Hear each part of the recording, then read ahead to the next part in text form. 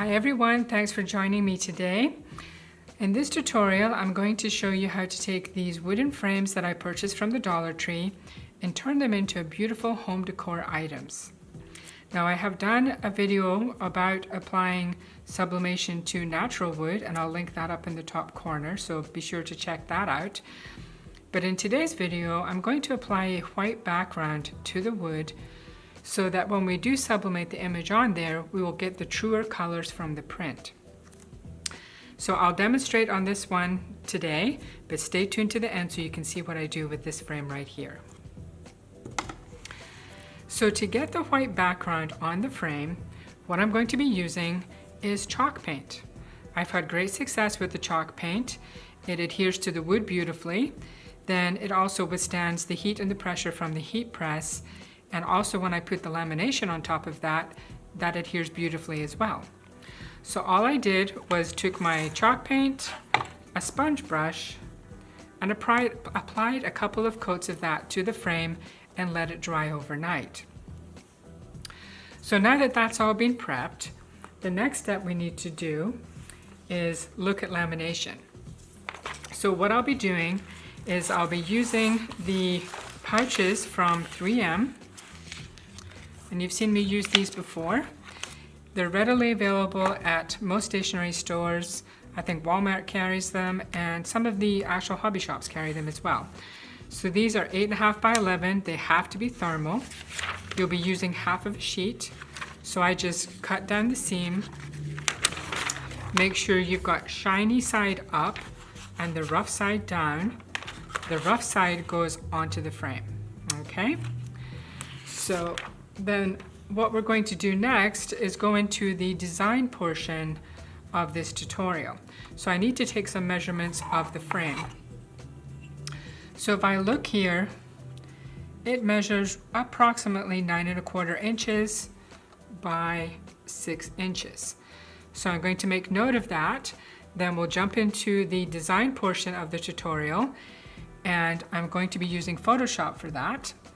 And I do encourage you to watch it. Even if you don't currently use Photoshop, you may pick up some tips and techniques that may be helpful in your current program, or if you're looking to upgrade, this will give you a peek into the window of some of the capabilities that Photoshop can do. So just keep that measurement in mind. We'll add 1/4 of an inch all around the frame so that we have a nice bleed on the print. So let's jump into that portion. Then we'll head out to the heat press and apply the lamination to the frame. So I'll be using Photoshop CC 2020 for this project. I've created a brand new document. It's 1/4 inch larger than the actual measurements of the frame. So the measurements are 9.5 inches by 6.25 inches. It's 300 dpi with a white background. Now the first thing I'm going to do is add a background to this. Now you could use a digital paper pack, you could design your own background, and I have actually done some of my own designs or patterns and added them to the folder within Photoshop. So that's what I'll be using today. So I'm going to go down to this icon right here, and I'm going to choose pattern. And when I click on this down arrow, I'm going to click on my paper. And you can see that the program automatically duplicated that style all the way across the page. Now the scale of it is 100%. I can increase the size of that, and I can also decrease the size of that. So for this project, I'm going to choose 75% and click OK. Now the next step is just to start adding the elements to the document. But before I do that, I wanted to just go over a visual of how this is set out as the frame. So basically, if you cut that frame in half, you would have the heart cut out on this side, and then on this side you can make your design. So to make this easy for myself, what I've decided to do is from 0 to 5 inches, that space I've allocated just for the heart cutout. And then from 5 inches to 9 inches, that's going to be the space that I'll make my own design in. Now, if I've got pretty good markers here, I can see this is at the 5-inch mark is this pink line, and at 9 inches, it's where the beige line ends. If you don't have that reference point in your paper, you could certainly just draw a box around that space and then delete that box before you print it. But I'm just going to use those lines as a marker for myself. So I'm going to go to File, Place Embedded, and then I'm going to go and load in this Mat 1 design. Now normally I would tell you to hold down your Shift key when you're resizing a piece. But in this case, I'm not really concerned about the aspect ratio. So I'm just going to resize it and just roughly place it within those parameters that I had explained before, between the 5 and the 9. Then I'm going to go back to Place Embedded, and then I'm using this graphic package or digital package from Forest Owl's Clip Art. It's super cute. I bought this from designbundles.net. And how adorable is that owl? It's just absolutely the cutest thing. So in this case, I am going to use my Shift key and just decrease the size on the owl. And I'll be tweaking the size and position of these elements as we progress in the design phase. And then I'll go back to Place Embedded and just pull in this bunch 1. And this is a cute little cluster of roses. Hold down my Shift key and decrease the size on that. So now that I have all the elements in place, I can start more of the design.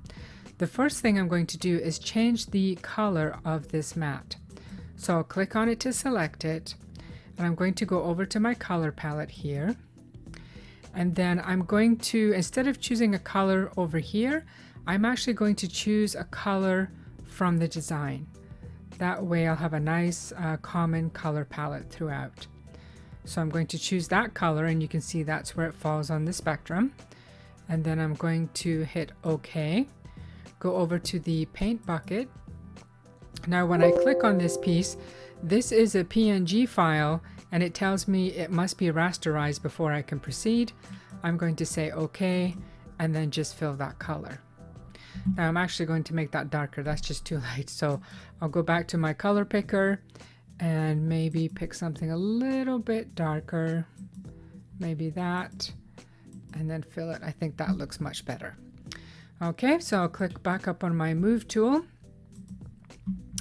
And then the next thing I want to do is just boost the color on the graphic. Now I don't do this all the time, but you have seen me do this in the past. Because this is more of a pastel or almost watercolor, I find that when I print those, they come out very light. So for me, I like to boost up the color just a little bit. So I've got it selected. I'm going to hit Control on my keyboard and the letter L. And then I'm going to use the midtone, and this is the levels panel. I'm going to use the midtones, and I'll do it to the extreme. I'll push it up, and you can see how dark that makes it. I want to bring that down to about 73, 74. That looks good. All right.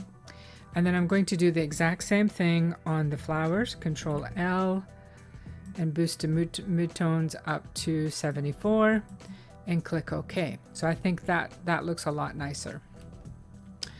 Next, I'm going to click on the palette again, and I think I'm going to, you know what, I'll make it just slightly bigger. And I think the placement on this needs to be a bit smaller, because remember we made this 1/4 inch larger all the way around. So that means you'll have an 1/8 of an inch at the top here and an 1/8 at the bottom here that will be a bleed. So essentially that will fall off the edge of the frame, okay? So you don't want to get too close to the top there. So I think now what I'm going to do is add the text. So to keep all my layers in order, I like to click on the very top layer. Then I'm going to go over to the text icon, and Photoshop will automatically create a brand new layer when you select text. The font that I'll be using is Relation 2, and I've got it set for 100 pixels, but I'm going to change that to 250. And then I'm going to click on the color palette and then choose this nice purple color, hit OK, click on the matte, and then I'll type the name. I'm going to hit return, and I'm going to say too cute to give a hoot! Exclamation. All right, so you can see that bottom one is way too big. So I'm just going to highlight that bottom one, go up to the pixels and change this to 100. Then I'm going to hit the check mark, and that brings it all down into size. Now I could make the name Olivia a little bit bigger, and you know what, I think I might. So let me double click on the text, just highlight Olivia, and I'll change that to 300 pixels. Hit the check mark, and yes, that looks much better. Okay, so now that I've got that all in place, this gives me a better idea of the sizing, and I like the way that that looks. So now I'm going to click on the flowers, hold down my shift key, and then click all the other layers. So that's the matte, the font, and then finally the little owl. And then I'm going to go to the centering icon right here and make sure that they're all in line. Then the next step is just to add some definition to these elements. Everything looks very flat on the page right now. So I'm going to first click on the matte, and you can see that it's highlighted here. I'm going to double click to the right of it, and this brings up the layer styles. I'm going to add a drop shadow, a bevel and emboss, and these are just the defaults. And then I'm also going to add a stroke. Now when I click on the word stroke, you can see that these are the parameters that I can use within this particular style. So I'm going to increase the size from 15 pixels up to 25. You need to make sure position is outside. And then the color, let's see, what color do I want? I might choose this nice little, maybe a light brown. Let's see how that looks. It could be just a little bit different from the rest of it. That looks pretty cute actually. So I think I'll say OK on that one and click OK. And then I want to add it to the roses as well. So I've highlighted that. Now double click to the right, and I'll do a drop shadow, a bevel and emboss. And then when I go to stroke this time, you can see that that's going to be way too big. So I'm going to decrease this down maybe to 15, and I've got outside selected. I'll choose a different color. What would be a nice color here? It's already pink. It's a nice beigey color. This is the hardest part for me on the designs, is finalizing on a color, because you can see how many options that you have. You know, maybe I'll just go with a much lighter, whiter color. That actually looks not too bad. And I'll hit OK on that one. Now I want to add those same effects to these other items, so I'll do the same thing on the text. Double click, and so bevel, drop shadow, stroke, and I'm going to pick a different color for the stroke, and I think I might choose pink for this one. And you know, that's actually a bit dark, so maybe it's so hard to tell, because for sublimation you really don't want your colors to be too light. A lot of times it just doesn't come across well. But I'll try this one here, and I've got 15 pixels outside. Hit OK, and then finally I'll do the owl. And so bevel, stroke, drop shadow. But on the stroke I'm going to pick a completely different color. No, I don't care for the brown. Maybe this one. I might go with that lighter color again. Yeah, that looks really nice. Okay, and hit OK. All right, so now my design is done. I've given myself enough space at the top here and also the bottom. Actually, I might want to even that up a little bit. So let's select all these layers and make this even. And then I can see I'm well within the 5 and 9 that I had decided on. So that all looks great. So I think the design is complete. So the next step is for me to send this off to the printer.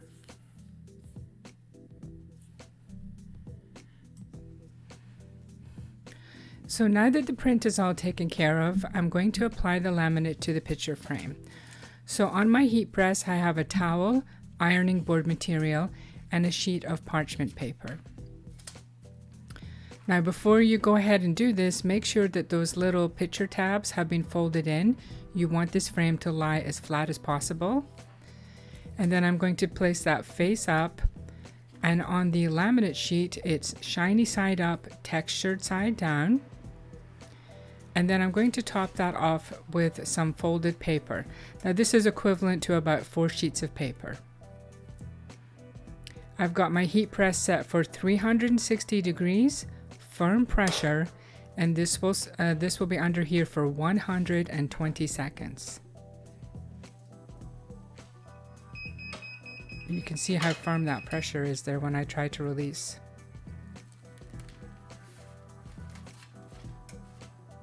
All right, it looks like I've got great adhesion there. And the reason for that parchment paper is you can see how easily that releases from the laminate. And there you go, that looks pretty good to me.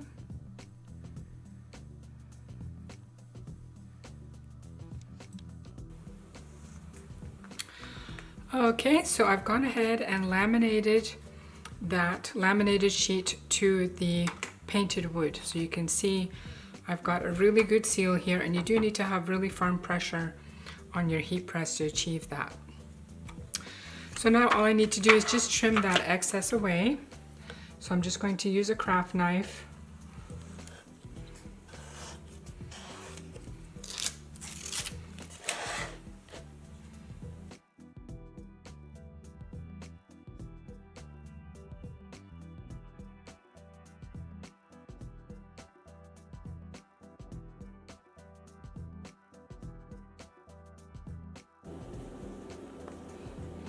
Alright, so I've gone ahead and trimmed away all that excess laminate.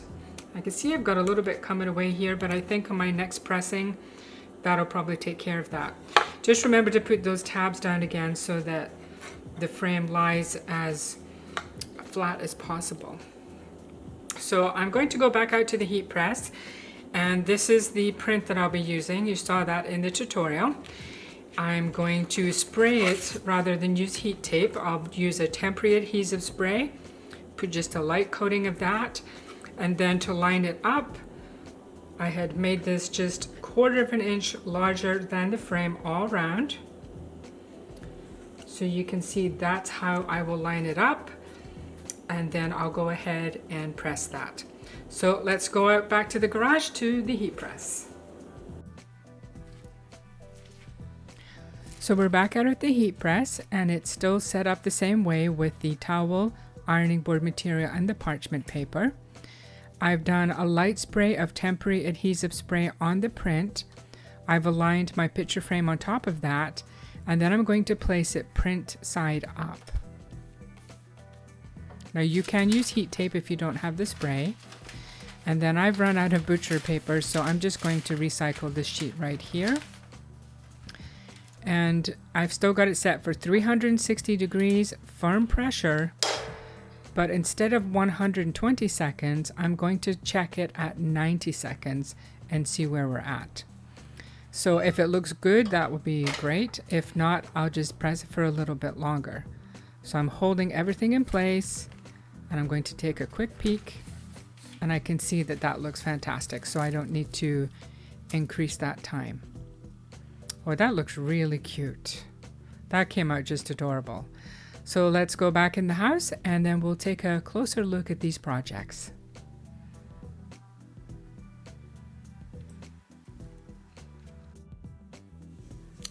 Okay, here we are. How cute is this? I just think this is adorable. I'm just very pleased with the way this turned out. And you can see that the colors from this print, they're almost identical to what I did on the computer, on my monitor. I'm very pleased with the color on this. I can see just a little lift in the graphics by adding that bevel and emboss. So that looks super cute. I did finish it up by putting, it's going to be hard to see, a little bit of gold in the inner part of the heart. And then, let's see if I hold it this way a little bit more, you might be able to see it. So when that catches the light, hopefully that just adds a nice little, you know, a bit of drama to the photograph. And then I finished the edges off with the white paint. So that's that one.